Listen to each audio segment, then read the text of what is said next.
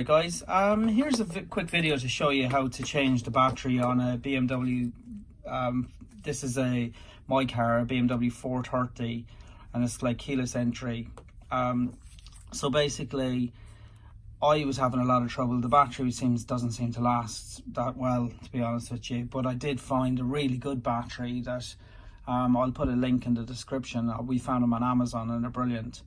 But one thing that I will admit that I cocked up quite a few times trying to change it myself first, and then every time I just got a friend to do it who has a garage.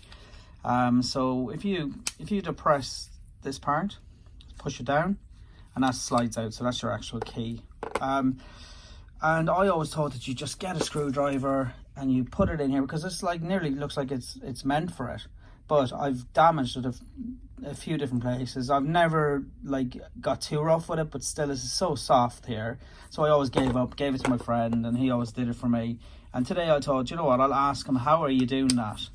So what you do is you pop that out, this little part. Again, pop out the key, you just press that little part like a little rectangle. And you need quite a sharp knife.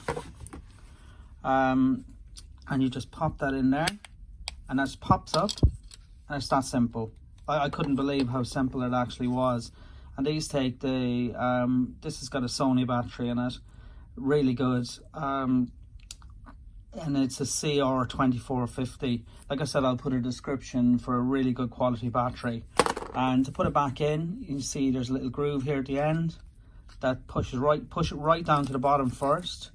So like so, and just push, and it clicks in. And there's no way that it just come out on its own. Really actually a good design, and stupid me tried to use a screwdriver multiple times. And that's it. Thanks very much for liking.